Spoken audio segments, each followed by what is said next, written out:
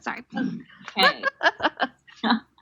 To give you guys some background, I have a undergraduate degree in neuroscience, so I am trained as a hard scientist. However, I am one semester away from obtaining my master's in public health degree. So I'm a little bit different than most. I am not in a PhD program. I'm not sure if I want to pursue a PhD program, but I'm very interested in how science and policy connect. So I guess we'll see what happens. Most of my research has been in injury prevention. I'm currently in a developmental neuroscience lab over at Wayne State University in Detroit, Michigan. And this is what I study is gun violence. So my proposal is that America needs stricter gun laws and better gun tracing in order to reduce injuries from firearm violence. Nope. I don't know how to work PowerPoint. All right, there we go.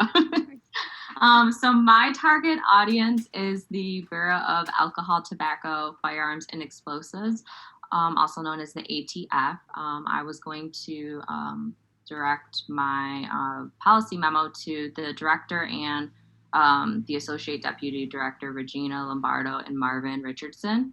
I chose the ATF because they are the law enforcement agency in the United States Department of Justice. And really what they aim to do is protect communities from violent crimes. So in order to do that, we need policies that support the protection of our communities, right? They also deal with other things such as explosives, tobacco, alcohol. But in today's age, a lot of the focus efforts are on firearms. So I wanted to give you guys a scope of the problem. Gun violence persists at epidemic levels and remains a public health crisis. Moreover, each year, 38,000 Americans lose their life as a result of a firearm-related injury. And this is obviously the most extreme outcome, right? So dying from a firearm is one thing, but there are hundreds of thousands of Americans who are shot by a gun and survive, and they're left with a physical disability, or if you reside in a community that has a lot of gun violence or exposures to community violence, children and adults will consequently suffer from adverse mental health effects associated with that exposure. So this problem is far larger than the death toll, and it's affecting mainly the pediatric community. So young people are at highest risk for a firearm-related injury. The highest afflicted group is 18 to 24-year-old African-American males. It's likely because they're more likely to partake in this risk-taking behavior. So this is really a problem that's affecting our young adults, later adolescence. However, overall, firearm-related injuries is the second leading cause of death for children under 19. And a lot of those injuries are preventable, right? When we're talking about an injury to a child with a gun, most likely they have access to a gun. So how can we reduce their access to a gun?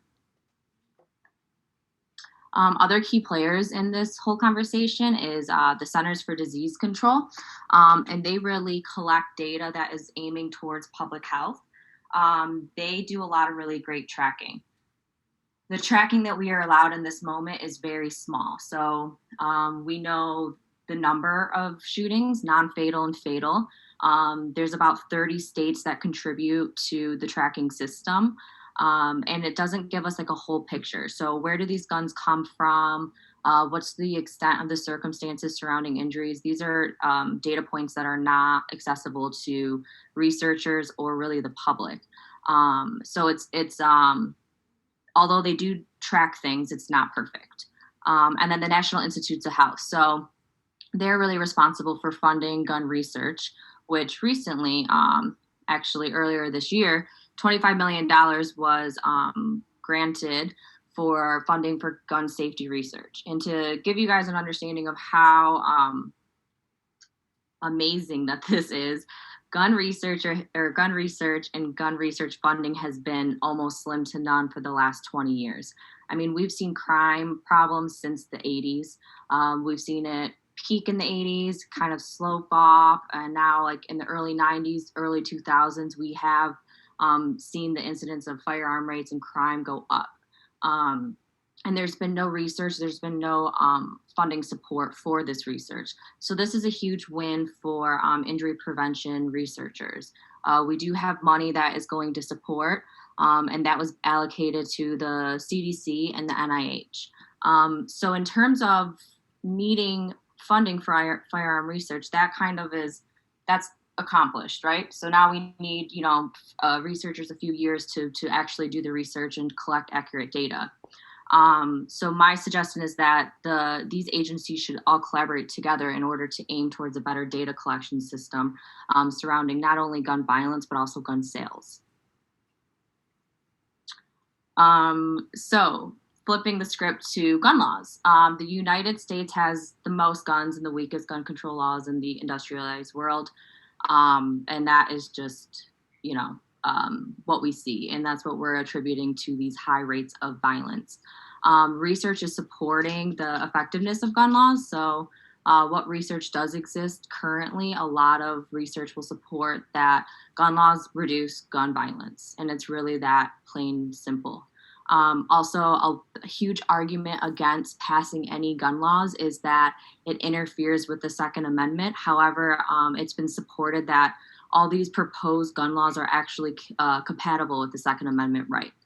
And just for disclosure, I believe that people have the right to own a firearm. I just believe in creating safer homes and communities for people, and especially children. So the role of the ATF. So basically, we know that the U.S. government regulates these gun laws very permissively, and the ATF has some sort of influence to create new laws. I know that currently the ATF is not funded very well, so they have to really choose where they allocate their resources. So that's a huge problem, I would say, with the ATF and having them play a role in policy making.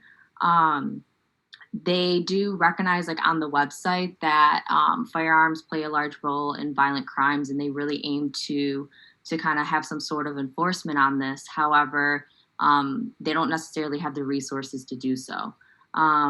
But I am proposing a couple policies so that the ATF could advocate for these policy changes and commit to better gun tracing and data collection surrounding guns. Okay, so I have 5 overall recommendations, and I'm going to start with the first 2. So currently what we are seeing are laws that exist, but there's loopholes. So background checks, technically, it's a law where background checks have to be in place prior to purchasing a gun.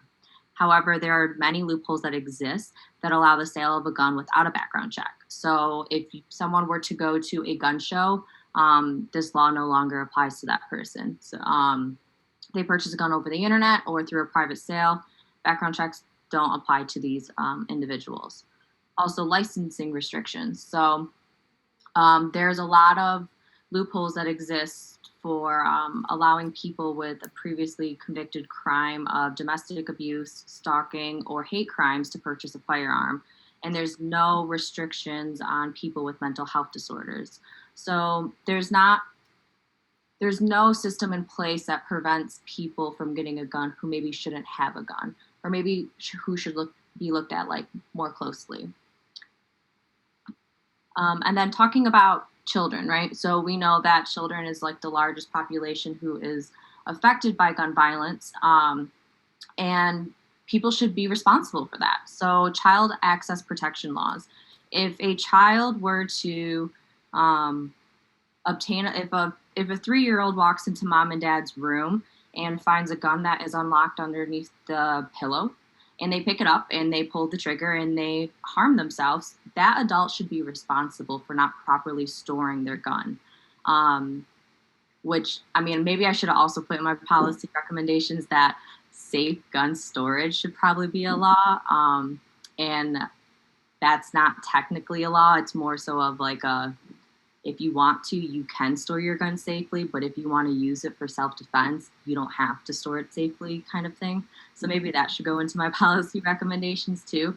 But people should be held accountable. If a child has a gun in their hand or if a 15-year-old brings the gun out to the streets, somebody is responsible for that. There is an adult that is responsible for that child having access to that gun. So there should be laws that hold people accountable for that. So maybe they take place or they use these measures to keep their children safe.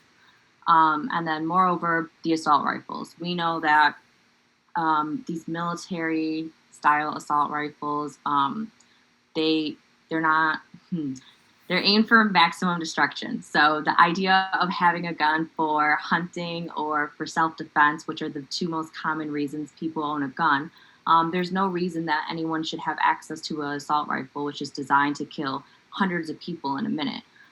This is affecting children. It's affecting people, young people at concerts in Las Vegas. These are affecting people at schools or at churches. And there's really no reason to have these in society. So another policy recommendation that I have. And then lastly, not so much a policy recommendation, but like a recommendation for the ATF. They are really responsible for data surrounding gun sales, and they are not held accountable for this data. They are supposed to investigate gun distributors if there's things that is like alarming or fishy. And word is that they don't always do so. So there's a lot of people who are getting away with selling a gun and not abiding by laws because the ATF is not holding these companies or people reliable. More so, they're not really tracing guns. So we know a lot of guns move across state lines and things like that when we're talking about how many guns someone can purchase and things like that. And there's no tracing of these guns, and the ATF is supposed to be responsible for it, and they aren't. So my recommendation is that they kind of get ahead of this versus staying behind. Oh, also, my last point on that was like data sharing. So it kind of is like the CDC has like this set of data, the NIH has this set of data, and the ATF has this set of data, and none of them talk. So like my other recommendation was like for these people who aim to do the same things, reduce gun violence, they should share data and they should collaborate and they should look at these things from all perspectives instead of their singular perspective of things. So in conclusion, gun violence is a public health crisis. It's here to stay. If we don't do anything about it, we have not done anything about it in the last 30 years. And it's time to have modern gun laws in these modern times. There are several policies that could reduce gun violence. I mean, I listed 4 right now, and there's 100 that I could go through. And then federal agencies such as the ATF, they have a responsibility, and they're not really owning up to that responsibility, and they're not really accountable for anything except for the fact that they're the ATF. And then previous hesitation has been due to lack of funding and research, but now we know that that's also taken care of. But there's a false belief that these policies are violating the Second Amendment. Also, the NRH is a big problem, or the NRA, sorry, is a big problem in this. But yeah, this is what I have for you, my references. Wow, thank you. No, and again, this is and now I was reminded at the start your question about do you have to have